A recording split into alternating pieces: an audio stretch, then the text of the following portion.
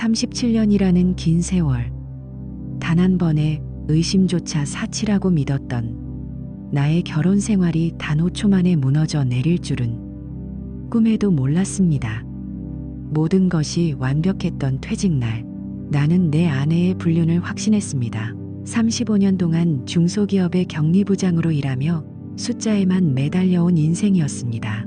마지막 퇴근길, 후배들의 우렁찬 박수 소리를 뒤로하고 회사를 나설 때만 해도 가슴 한구석이 벅차올랐습니다.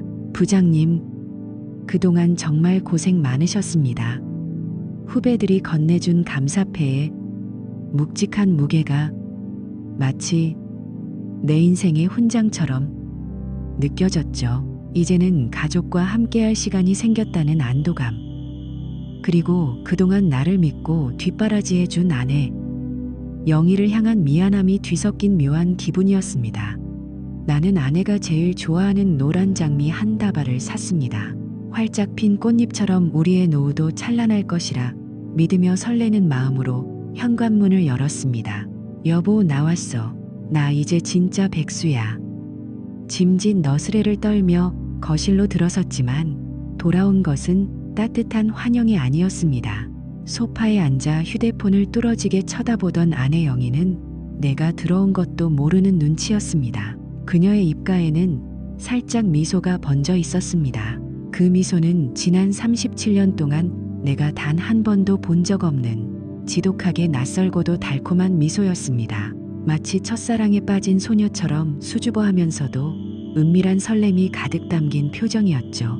내가 가까이 다가가자 영희는 소스라치게 놀라며 휴대폰을 뒤집어 엎었습니다.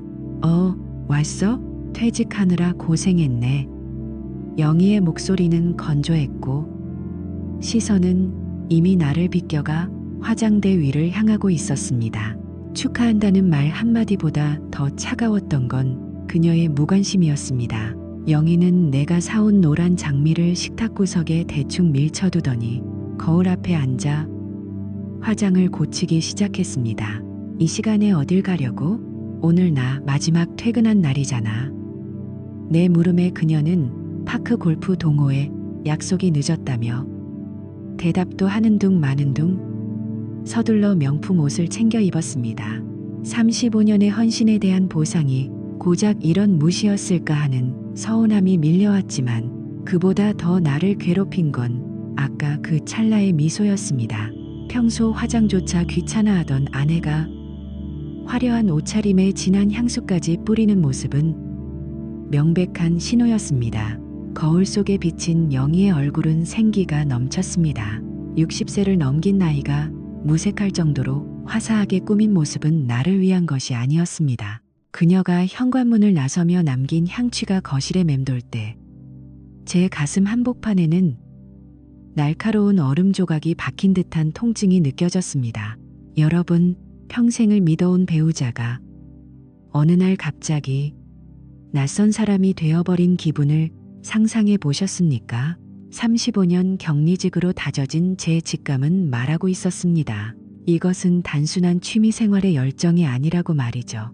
태주는 아내가 떠난 뒤 거실에 홀로 남아 시들어가는 장미를 보며 결심했습니다. 이 웃음의 의미를 반드시 알아내고 말겠다고.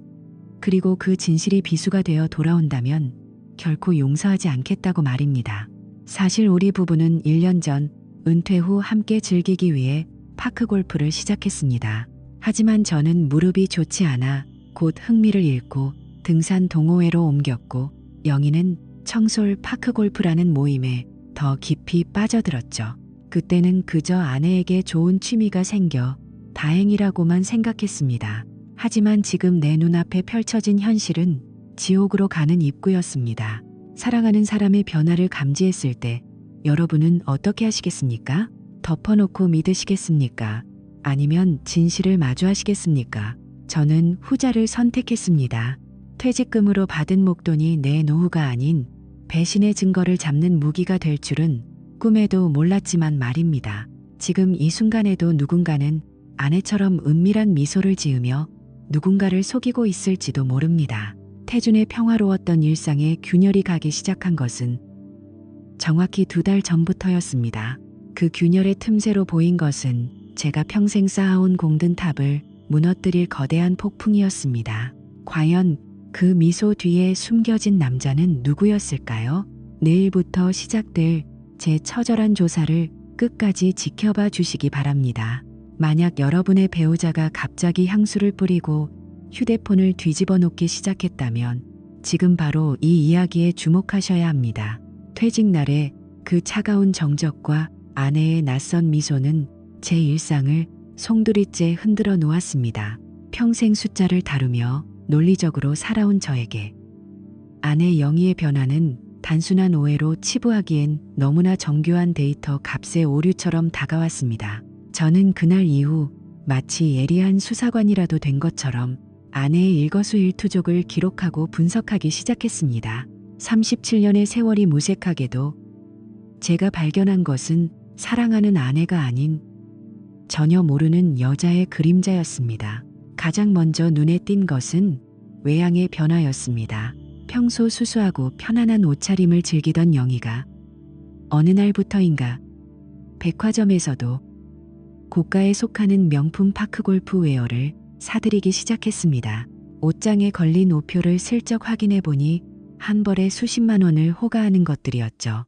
35년 동안 격리부장으로 일하며 가계부를 꼼꼼히 챙기던 아내가 갑자기 이런 고가의 의류를 망설임 없이 구매한다는 것은 제 상식으로는 도저히 계산이 서지 않는 일이었습니다. 화장대 위에는 전에 없던 색조 화장품들이 늘어났고 외출 전 화장에 들이는 시간은 갈수록 길어졌습니다.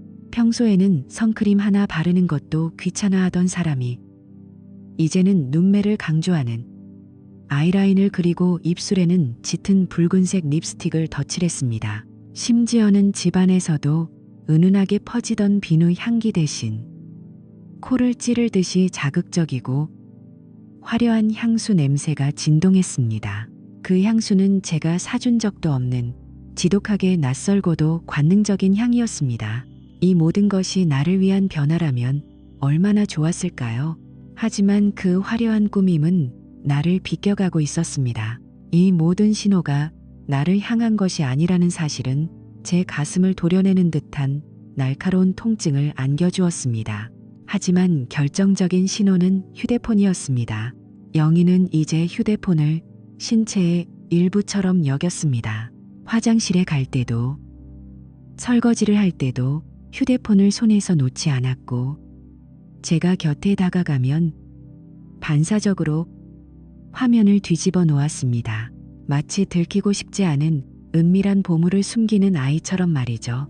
예전에는 식탁 위에 아무렇게나 던져두던 휴대폰이 이제는 강력한 암호로 잠겨 있었습니다. 은밀한 소통의 창구는 항상 잠겨 있었고 그 너머에는 제가 결코 발을 들여놓을 수 없는 세계가 존재했습니다. 여러분, 사랑하는 사람이 가장 가까운 곳에서 가장 먼 비밀을 품고 있을 때의 그 소름 끼치는 외로움을 아십니까? 밤이 깊어 모두가 잠든 시간, 베란다에서 들려오는 가느다란 속삭임은 제 의심의 마지막 객기를 박았습니다. 3월의 차가운 새벽 공기가 거실까지 스며들던 시간, 잠에서 깬 저는 아내가 옆자리에 없음을 확인했습니다. 거실로 나가는 순간 베란다 유리문 너머로 웅크리고 앉은 아내의 실루엣이 보였습니다. 새벽 2시 차가운 베란다 바닥에 쪼그리고 앉아 나도 보고 싶어. 응, 나도 사랑해라고 나긋하게 말하는 아내의 뒷모습을 보았을 때 저는 분노를 넘어 육체적인 구토감마저 느꼈습니다. 37년을 함께 살아온 남편이 바로 벽 하나 너머에 있는데 그녀는 낯선 남자에게 사랑을 속삭이고 있었습니다. 심장이 멈추는 것 같았습니다. 머릿속이 하얘지면서 그동안 쌓아온 모든 신뢰가 단 5초 만에 가루가 되어 흩어지는 기분이었습니다. 결국 저는 직접 확인하기 위해 미행을 결심했습니다. 평생 남을 속이는 일이라곤 해본 적 없는 제가 모자를 깊게 눌러쓰고 아내의 뒤를 쫓았습니다. 화요일 아침, 평소보다 더욱 공들여 화장을 하고 집을 나서는 영희를 따라갔습니다. 그녀가 향한 곳은 우리 부부가 1년 전 함께 시작했던 파크 골프장이었습니다. 하지만 그녀는 제가 알던 그곳의 풍경과는 전혀 다른 세상에 살고 있었습니다. 파크 골프장에서 마주한 광경은 제 예상을 뛰어넘는 참담함이었습니다. 아내는 청솔 파크 골프 동호회의 회장이라는 강민수라는 남자와 마치 갓사랑을 시작한 연인처럼 다정하게 신체 접촉을 하며 웃음꽃을 피우고 있었습니다. 남자가 아내의 어깨를 감싸고 아내는 수줍은 듯 그의 가슴팍에 머리를 기대더군요. 제 앞에서 보여주던 그 건조하고 차가운 표정은 온데간데 없고 오직 그 남자만을 위한 생기 넘치는 미소가 영희의 얼굴을 가득 채우고 있었습니다. 37년 남편인 나는 단 한 번도 받아보지 못한 그 눈빛을 그녀는 낯선 남자에게 아낌없이 쏟아붓고 있었습니다. 더 이상 혼자만의 힘으로는 감당할 수 없다는 것을 깨달은 저는 강남의 어느 후미진 골목을 찾았습니다. 화려한 빌딩 숲 뒤편 낡고 지저분한 건물의 꼭대기 층이었습니다. 간판조차 없는 어둡고 칙칙한 건물 3층에 위치한 탐정사무소였습니다. 문을 열고 들어가자 담배의 연기가 자욱한 방 안에서 날카로운 눈빛을 가진 사내가 저를 맞이했습니다. 그의 책상 위에는 수많은 사진과 서류들이 어지럽게 널려 있었습니다. 저는 떨리는 손으로 현금 150만 원이 든 봉투를 탁자 위에 올려놓았습니다. 모든 것을 알아내 주십시오. 한치의 오차도 없이 저 여자가 누구와 어디서 무엇을 하는지 하나도 빠짐없이. 제 목소리는 가늘게 떨렸지만 그 속에는 타오르는 복수심과 결연함이 서려 있었습니다. 착수금을 챙긴 탐정은 무표정한 얼굴로 서류를 정리하며 짧게 고개를 끄덕였습니다. 걱정 마십시오. 일주일이면 충분합니다. 그의 차가운 확신이 오히려 제 가슴을 더 시리게 만들었습니다. 그것은 제 37년 인생의 환상이 완전히 무너지고 처절한 복수의 서막이 오르는 순간이었습니다. 탐정의 조사가 시작되면서 영희가 감춰왔던 비밀의 껍질이 하나둘 벗겨지기 시작했습니다. 일주일 뒤 제 손에 들어온 사진들은 차마 눈을 뜨고 볼 수 없을 만큼 노골적이었습니다. 의정부의 모텔로 들어가는 아내의 뒷모습, 강민수와 손을 잡고 시장을 누비는 모습. 제가 믿었던 평화는 이미 오래전에 썩어 문드러진 상태였고 아내가 흘린 낯선 향수 뒤에는 추악한 배신의 냄새가 진동하고 있었습니다. 여러분, 만약 여러분의 배우자가 갑자기 향수를 바꾸거나 휴대폰을 절대 보여주지 않는다면 어떻게 하시겠습니까? 설마 하는 마음으로 넘기시겠습니까? 저는 이제 단순히 슬퍼하는 피해자로 남지 않기로 했습니다. 탐정이 가져올 결정적인 증거들은 저에게 가장 강력한 칼날이 되어 돌아올 것이기 때문입니다.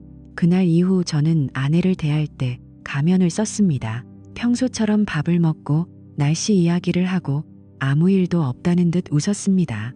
하지만 제 속은 이미 시커멓게 타버린 재와 같았습니다. 아내가 거실에서 강민수와 문자를 주고받으며 미소 지을 때마다 저는 주방에서 칼을 갈듯 복수를 계획했습니다. 35년 격리부장 생활 동안 수만 장의 영수증을 처리하며 단 1원의 오차도 허용하지 않았던 제 치밀함이 이제는 아내를 향한 복수의 무기로 변한 것입니다. 이제 제가 할 수 있는 일은 가장 차가운 마음으로 그 증거들이 완벽한 형태로 완성되기를 기다리는 것뿐이었습니다. 이혼 소송장이라는 비수가 그녀의 목전까지 배달될 때까지 말이죠. 어둠 속에서 조용히 숨죽이며 아내의 목을 조일 진실의 덫을 놓는 태준의 눈빛은 그 어느 때보다 서늘하고 예리하게 빛나고 있었습니다. 여러분, 이 이야기는 단순히 한 남자의 불행한 이야기가 아닙니다. 이것은 가장 믿었던 사람의 배신을 어떻게 단죄해야 하는지에 대한 기록입니다. 이 처절한 진실의 끝이 궁금하시다면 지금 바로 제 채널을 구독하고 지켜봐 주십시오.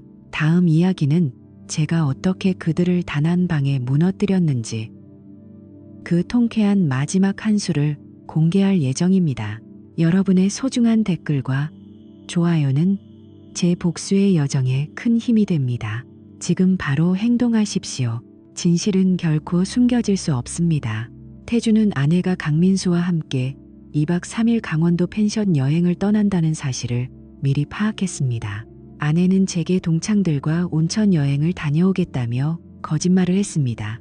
그 뻔뻔한 연기에 저는 오히려 담담하게 가방을 챙겨주었습니다. 조심히 다녀와, 여보. 푹 쉬고 오고. 제 입에서 나간 그 다정한 말은 사실 마지막 작별 인사였습니다.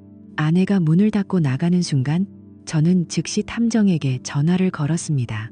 그리고 동시에 강민수의 아내인 이정은 씨에게 전송할 증거 사진들을 정리했습니다. 사실 이 모든 과정을 준비하며 가장 힘들었던 것은 증오보다도 허무함이었습니다. 37년의 세월이 이토록 가벼운 것이었나 하는 생각에 잠 못 이루는 밤이 많았습니다. 하지만 결코 멈추지 않았습니다. 내가 무너진 만큼 그들도 똑같이, 아니 그 이상으로 무너져야 한다는 것만이 제 유일한 생존 본능이었습니다. 태주는 주방 식탁에 홀로 앉아 식어버린 커피를 마시며 벽시계를 바라보았습니다. 이제 곧 폭풍이 휘몰아칠 것입니다. 영희가 웃으며 강원도 펜션 문을 열 때 그녀의 휴대폰에는 제 마지막 이별 선물인 이혼 소장 사본과 배신의 증거들이 도착해 있을 것입니다. 그리고 강민수의 완벽했던 가정 역시 제가 보낸 익명의 우편물로 인해 산산조각이 날 준비를 마쳤습니다. 웃으며 떠난 그날, 그들이 돌아올 자리는 이 세상 어디에도 없을 것입니다. 여러분, 배신에는 반드시 대가가 따릅니다. 제가 겪은 이 고통을 여러분은 겪지 않으시길 바랍니다.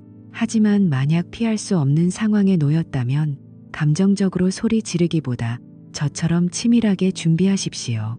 그것이 진정으로 자신을 지키고 상대에게 가장 큰 고통을 주는 방법입니다. 지금 제 이야기가 가슴에 와닿는다면 주위에 혹시 이런 신호를 보내는 이가 있는지 살펴보십시오. 휴대폰을 뒤집어 놓거나 갑자기 향취가 달라졌거나 외출 시간이 불규칙해진 그 5가지 징후 말입니다. 자, 이제 모든 준비는 끝났습니다. 다음 편에서는 아내가 여행에서 돌아온 날 현관문 비밀번호가 바뀐 것을 발견하고 오열하는 장면과 함께 강민수의 가정이 어떻게 파탄났는지 그 생생한 현장을 전해드리겠습니다. 놓치지 마십시오. 진실의 힘은 당신이 생각하는 것보다 훨씬 강력합니다. 지금 이 영상을 친구나 지인에게 공유하여 경각심을 일깨워주세요. 나는 아니겠지 하는 방심이 당신의 30년을 무너뜨릴 수 있습니다. 여러분과 함께 진실을 찾아가는 태준이었습니다. 다음 이야기가 곧 업로드됩니다. 기대해 주십시오. 탐정의 차가운 눈빛과 짧은 고갯짓은 곧 제 인생을 송두리째 뒤바꿔 놓을 판도라의 상자가 열렸음을 의미했습니다. 일주일이라는 시간은 제게 지옥보다 더 고통스러운 기다림이었고 마침내 탐정에게서 연락이 왔을 때 제 손은 이미 통제할 수 없을 정도로 떨리고 있었습니다. 약속 장소인 강남의 한 한적한 카페에서 탐정은 말없이 두꺼운 갈색 서류 봉투를 내밀었습니다. 봉투를 여는 순간 가장 먼저 튀어나온 것은 낯선 도시 의정부의 한 모텔 입구를 찍은 선명한 사진들이었습니다. 사진 속에는 37년을 함께 살며 세상에서 가장 고귀하고 순수하다고 믿었던 제 아내 영희가 한 남자의 허리를 감싸 안은 채 모텔로 들어가고 있었습니다. 사진 하단에 찍힌 날짜와 시간은 잔인할 정도로 정확했습니다. 제가 퇴직 후 공허함에 젖어 거실에 멍하니 앉아있던 그 평범한 오후, 아내는 타지의 낡은 모텔방에서 다른 남자의 품에 안겨 있었던 것입니다. 사진 속 영희의 옷차림은 제가 집에서 보던 것과는 완전히 달랐습니다. 가슴 라인이 깊게 파인 블라우스와 짧은 치마, 그리고 제가 사준 적 없는 화려한 하이힐까지 그 모든 것들이 제 눈을 찔러왔습니다. 사진 한 장 한 장을 넘길 때마다 가슴 한구석이 쩍쩍 갈라지는 소리가 들리는 듯 했습니다. 카페에서 서로 마주 앉아 손을 꼭 맞잡고 웃는 모습, 남자의 입가에 묻은 무언가를 다정하게 닦아주는 아내의 손길, 그 모든 사진 속 영희의 표정은 제가 지난 10년 동안 단 한 번도 본 적 없는 생기가 넘치다 못해 환희에 찬 모습이었습니다. 이 여자가 내가 알던 그 여자가 맞나? 하는 극심한 괴리감이 저를 덮쳤습니다. 제가 평생을 바쳐 지켜온 가정이 한순간에 저렴한 모텔방의 불빛 아래에서 조롱당하고 있다는 사실에 저는 숨이 막혀 구토를 참아야만 했습니다. 여러분, 믿었던 사람의 낯선 웃음을 사진으로 마주하는 기분이 어떤지 상상이 가십니까? 그것은 칼로 심장을 도려내는 것보다 더한 고통이었습니다. 탐정은 담담하게 조사 보고서를 읽어 내려갔습니다. 아내와 바람이 난 상간남의 정체는 생각보다 훨씬 구체적이었습니다. 그의 이름은 강민수. 경기도 일대에서 꽤 큰 부동산 중개업소를 운영하며 동시에 지역 파크 골프클럽인 CLB의 회장을 맡고 있는 인물이었습니다. 그는 지역 사회에서 꽤나 신망받는 인물로 알려져 있었고 경제적으로도 상당히 여유로운 편이었습니다. 더욱 역겨운 사실은 그 역시 중학생 자녀를 둔 겉으로는 매우 단란해 보이는 가정을 꾸리고 있는 유부남이라는 점이었습니다. 남의 가정을 파괴하면서 자신의 가정은 평온하게 유지하려 했다는 그 이중성에 저는 온몸의 피가 거꾸로 솟는 기분을 느꼈습니다. 탐정은 제게 강민수의 일과표와 자주 가는 장소, 심지어 그의 아내 이정은의 연락처와 직장 위치까지 정리된 서류를 건넸습니다. 이 남자는 아주 치밀합니다. 자신의 평판을 굉장히 중요하게 생각하죠. 그래서 주로 인적이 드문 의정부나 강원도 쪽으로 이동해 만남을 가졌던 겁니다. 탐정의 설명은 제 분노에 기름을 부었습니다. 그들이 조심스러웠던 이유는 사랑을 지키기 위해서가 아니라 추악한 비밀을 유지하면서 각자의 기득권을 놓치지 않기 위함이었기 때문입니다. 저는 그 길로 강남에서 이혼 소송으로 정평이 난 한지우 법률사무소를 찾았습니다. 차갑고 이성적인 눈빛의 한지우 변호사는 제가 가져온 증거물들을 꼼꼼히 살피더니 위자료 5천만 원 청구 소송이 충분히 가능하다고 조언했습니다. 증거가 아주 확실합니다. 모텔 출입 영상과 사진, 그리고 새벽 시간대의 통화 내역까지. 이 정도면 상간남 소송과 이혼 소송에서 절대적으로 유리한 고지를 점할 수 있습니다. 하지만 저에게 5천만 원이라는 돈은 그리 중요하지 않았습니다. 제가 원한 것은 단순히 법적인 배상이 아니었습니다. 제가 겪은 이 참혹한 파멸을 그들도 똑같이, 아니 그 이상으로 겪게 만드는 것이었습니다.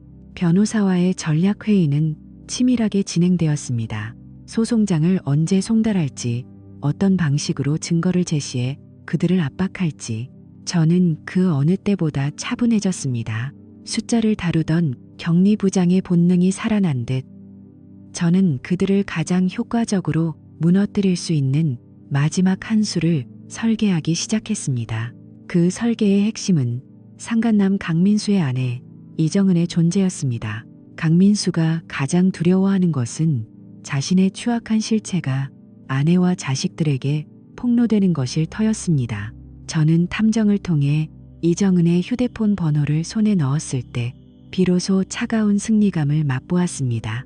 강민수가 영희와 함께 강원도 펜션으로 밀월 여행을 떠나는 그날, 그의 아내 이정은에게 모든 진실이 담긴 사진첩을 전송할 계획을 세웠습니다. 그들이 가장 행복하다고 믿는 순간에 가장 밑바닥으로 추락하게 만드는 것. 그것이 제가 설계한 복수의 완성이었습니다. 여보, 여행 잘 다녀와.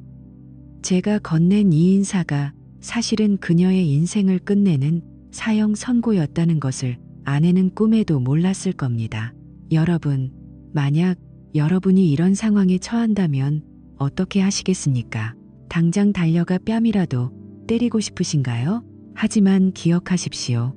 진정한 복수는 감정이 아니라 기록과 전략에서 나옵니다.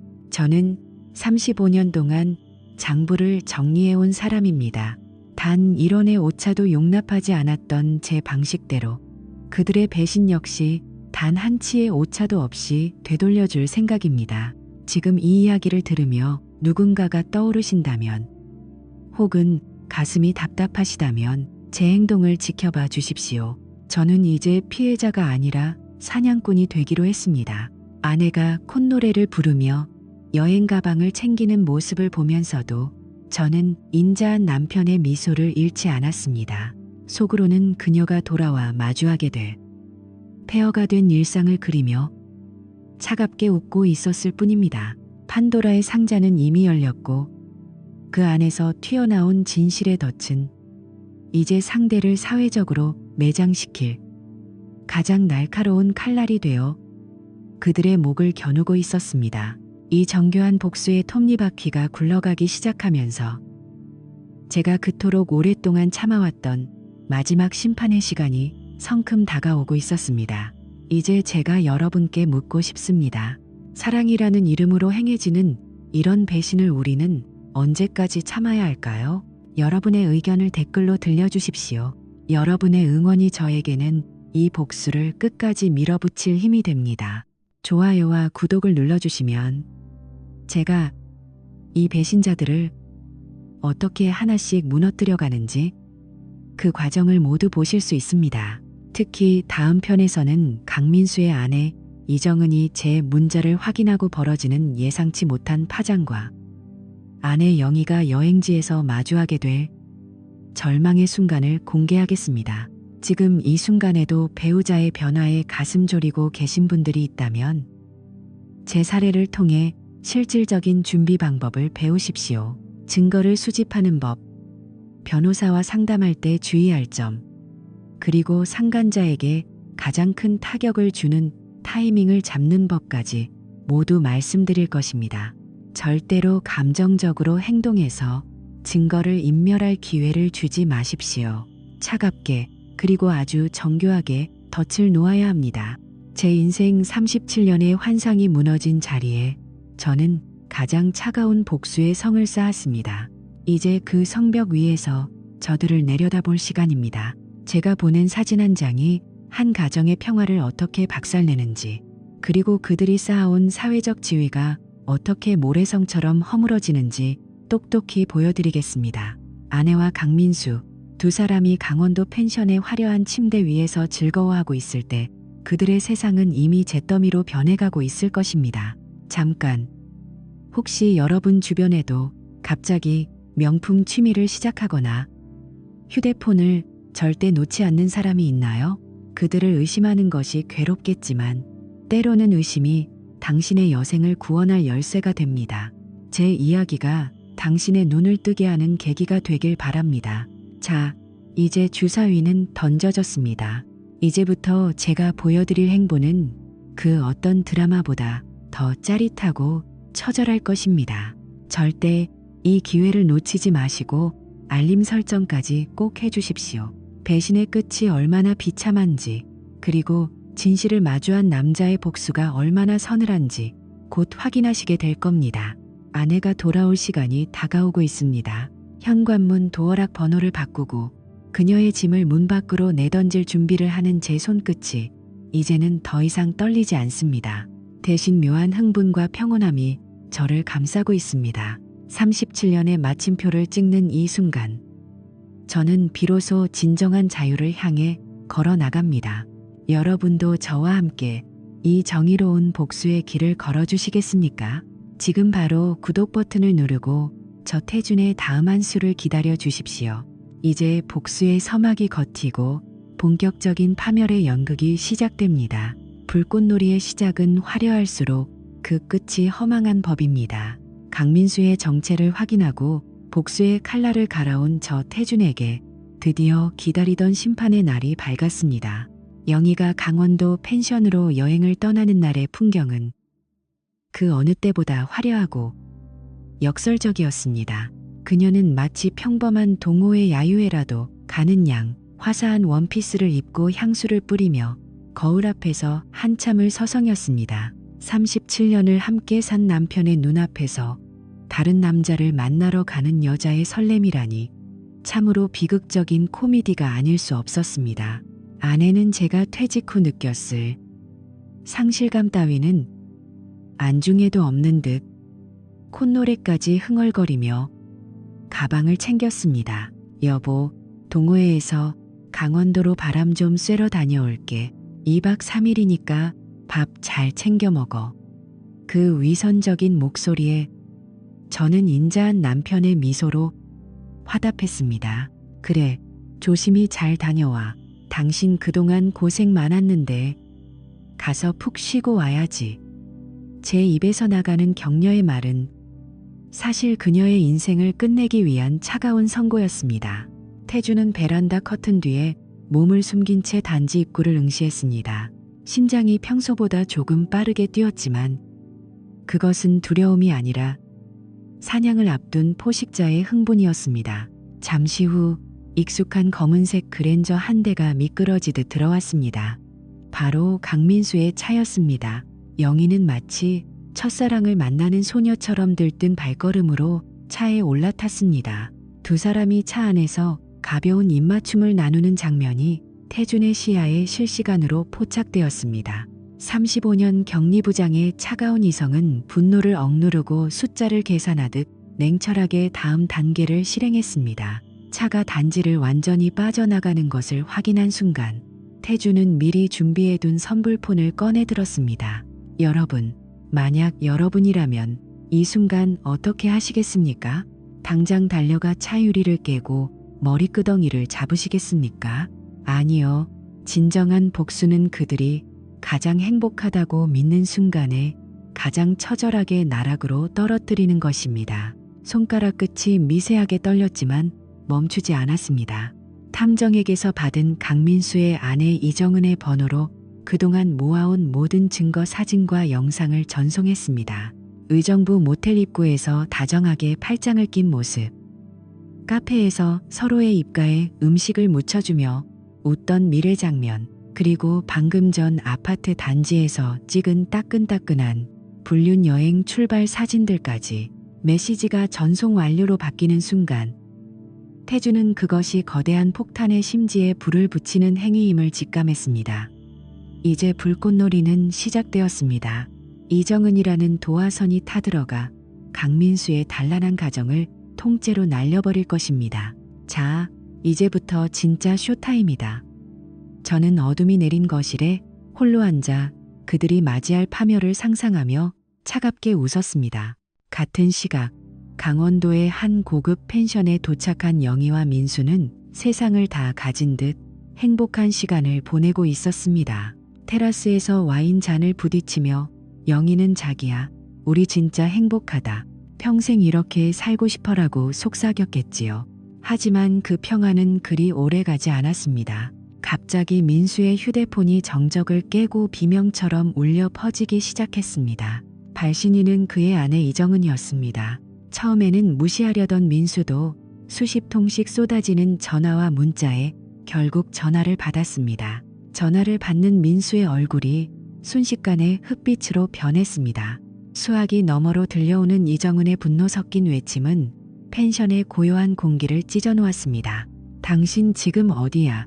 지금 내 휴대폰으로 온 이 사진들 다 뭐야? 당신 인간이야? 우리 애들 보기 부끄럽지도 않아?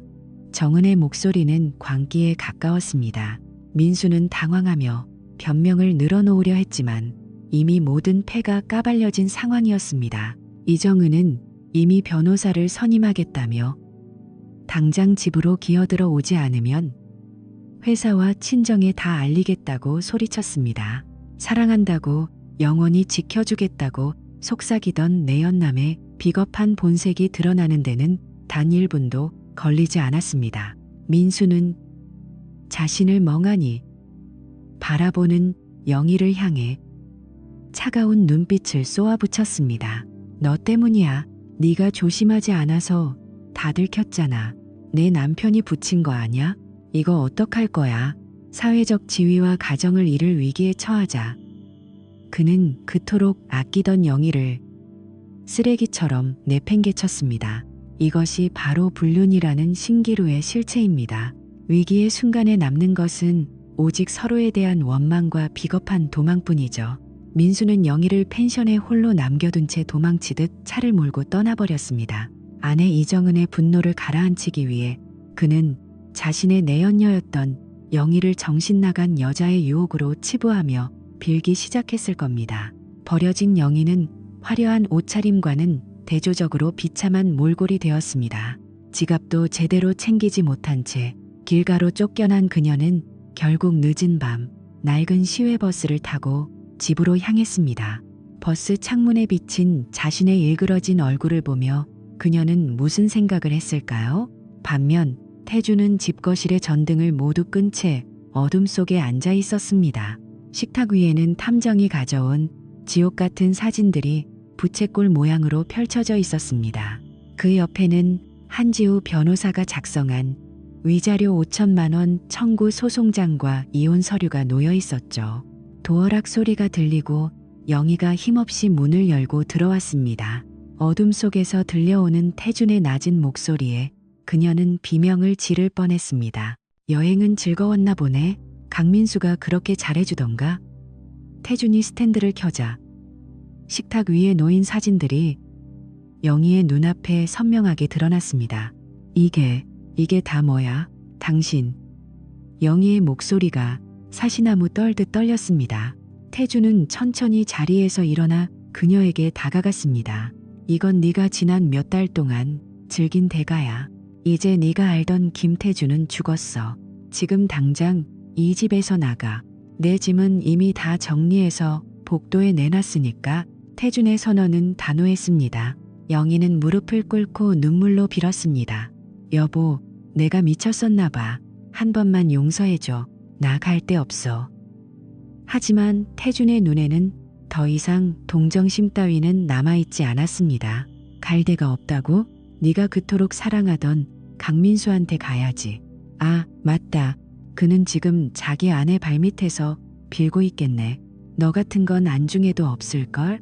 태준의 차가운 일침에 영희는 무너져 내렸습니다. 이미 강민수의 가정은 파탄났고 민수는 위자료 소송과 사회적 비난에 직면하게 될 것입니다. 영희 또한 딸 수연에게 모든 진실이 알려져 평생 외면당하는 비참한 미래가 기다리고 있었습니다. 여러분, 이것이 바로 배신의 최종 정산서입니다. 30년 넘게 쌓아온 신뢰를 단 몇 달의 저렴한 쾌락과 바꾼 자들이 마주해야 할 현실입니다. 여러분도 혹시 배우자의 변화에 가슴 졸이고 계신가요? 설마 아니겠지 하며 현실을 부정하고 계시진 않나요? 그렇다면 지금 바로 제 이야기에 귀를 기울이십시오. 감정에 휘둘려 소리부터 지르는 것은 하책 중의 하책입니다. 저처럼 냉정하게 기록하고 결정적인 순간에 상대를 무너뜨릴 전략을 세워야 합니다. 지금 이 영상을 시청하시는 분들 중 배우자의 외도로 고통받는 분이 있다면 절대로 혼자 울지 마십시오. 법적인 절차를 확인하고 상간자에게 가장 큰 타격을 줄 수 있는 타이밍을 잡으십시오. 지금 바로 이 영상을 주변에 공유하십시오. 특히 비슷한 고민을 하고 계신 분들이 있다면 제 사례가 명확한 해답이 될 것입니다. 구독과 좋아요를 누르고 댓글에 나도 내 인생을 되찾겠다 라고 남겨주십시오. 여러분의 결단이 여러분의 남은 인생을 바꿉니다. 이제 지옥 같은 결혼 생활을 끝내고 진정한 자유를 찾을 준비가 되셨습니까? 저 태준이 그 길을 어떻게 완성했는지 끝까지 보여드리겠습니다. 식탁 위의 심판은 끝났습니다. 하지만 이야기는 여기서 멈추지 않습니다. 다음 부분에서는 집에서 쫓겨난 영희가 마주하게 될 고시원에서의 비참한 생활과 전 재산을 잃고 라면으로 끼니를 때우는 강민수의 몰락을 구체적으로 보여드리겠습니다. 배신자들의 최후가 얼마나 처절할 수 있는지 그 끝을 함께 지켜봐 주십시오. 나중에 다시 잘해보자는 그런 어설픈 해피엔딩은 제 장부에 존재하지 않습니다. 오직 확실한 파멸만이 남아있을 뿐입니다. 지금 이 순간에도 당신의 권리를 포기하고 계신가요? 아니면 저처럼 사냥꾼이 되어 당당하게 맞서겠습니까? 선택은 당신의 몫입니다. 하지만 기억하십시오. 준비된 자만이 승리할 수 있다는 것을요. 배우자가 외도를 한다면 당신은 피해자가 아니라 심판자가 되어야 합니다. 이제 마지막 장으로 넘어가 그들이 돌아올 자리가 없는 완벽한 폐허를 확인해 보겠습니다. 저 태준의 복수가 어떻게 마침표를 찍는지 끝까지 함께 해주십시오. 만약 여러분이 제 상황이었다면 강민수의 아내에게 사진을 보내는 것 이상의 어떤 수를 두셨을 것 같나요? 댓글로 여러분의 생각을 들려주세요. 함께 소통하며 더 강력한 해결책을 찾아봅시다. 그렇게 휘몰아치던 폭풍우가 지나가고 다시 1년이라는 시간이 흘렀습니다. 세상은 아무 일 없었다는 듯 계절을 바꾸었고 제가 서 있는 이곳에도 어느덧 따스한 봄바람이 불어오고 있네요. 한때는 제 인생 전체가 무너져 내린 폐허 같다고 생각했습니다. 하지만 그 폐허를 치우고 나니 비로소 그 아래 숨겨져 있던 진짜 제 삶이 꽃을 피우기 시작하더군요. 요즘 저의 일상은 그 어느 때보다 평온합니다. 35년 평생 숫자만 들여다보던 손으로 이제는 정갈한 요리를 배웁니다. 처음에는 칼질 서툰 제 모습이 어색했지만 정성껏 재료를 다듬고 보글보글 찌개를 끓여내는 그 시간이 저에게는 일종의 명상이자 치유였습니다. 그리고 그 곁에는 박정숙 씨가 있습니다. 등산 동호회에서 만난 그녀는 화려하지는 않지만 산길 옆에 핀들꽃처럼 은은하고 강인한 사람입니다. 우리는 매주 주말이면 가벼운 배낭을 메고 산을 오릅니다. 숨이 턱끝까지 차오를 때 서로 건네는 생수한 모금, 정상에서 바라보는 탁 트인 풍경, 이런 소소한 행복이 진짜 살아있는 맛이라는 걸 예전에는 왜 몰랐을까요? 반면 배신의 길을 선택했던 이들의 삶은 인과응보라는 단어 외에는 설명할 길이 없습니다. 강민수, 한때는 파크 골프 동호회 회장이라며 거드름을 피우던 그 남자의 근황을 얼마 전 우연히 들었습니다.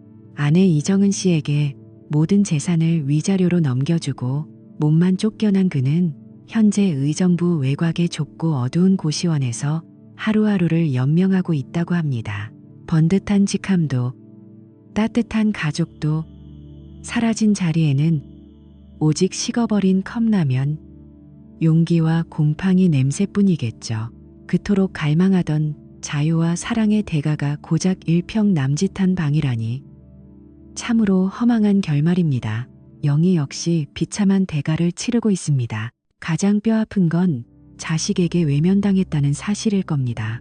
우리 딸 수연이는 엄마의 불륜 사실을 안 이후 단 한 번도 영희를 찾지 않았습니다. 엄마를 보면 아빠가 불쌍해서 눈물이 나. 다신 연락하지 마. 수연이의 그 차가운 한마디는 영희의 심장에 가장 날카로운 빗으로 박혔을 겁니다. 영희는 지금 낡은 빌라 원룸에서 혼자 지냅니다.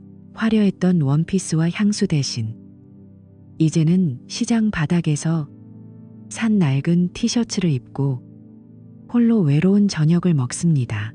지독한 고독 속에서 그녀는 무슨 생각을 할까요? 며칠 전 동네 대형마트에서 장을 보다가 우연히 영희와 마주쳤습니다. 불과 1년 만에 그녀는 제가 알던 사람이 아닐 정도로 수척해져 있었습니다. 눈가의 주름은 깊어졌고 생기 넘치던 눈빛은 초점을 잃은 채 바닥만을 향하고 있었죠. 카트에는 세일하는 라면, 몇 봉지와 시들어가는 채소가 담겨 있었습니다. 저와 눈이 마주친 순간 그녀는 당황한 듯 고개를 돌리며 서둘러 자리를 피하더군요. 하지만 저는 예전처럼 분노하지 않았습니다. 가슴이 뛰지도 않았고 독서를 내뱉고 싶지도 않았습니다. 그저 낯선 타인을 보듯 담담하게 그녀를 지나쳐 박정숙 씨가 기다리는 차로 향했습니다. 그 순간 깨달았습니다.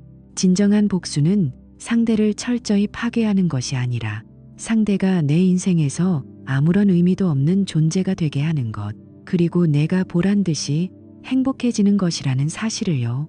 배신은 사람의 영혼을 갉아먹는 독입니다. 하지만 그 독에 무너질지 아니면 그것을 해독하고 더 단단한 삶을 일궈낼지는 결국 자신의 선택에 달려 있습니다.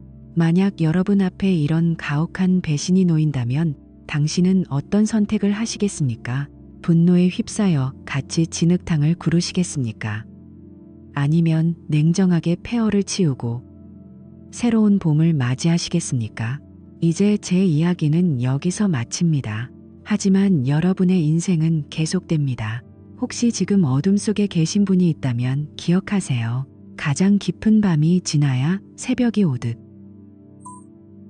여러분의 폐허 위에도 반드시 새로운 꽃은 피어날 것입니다.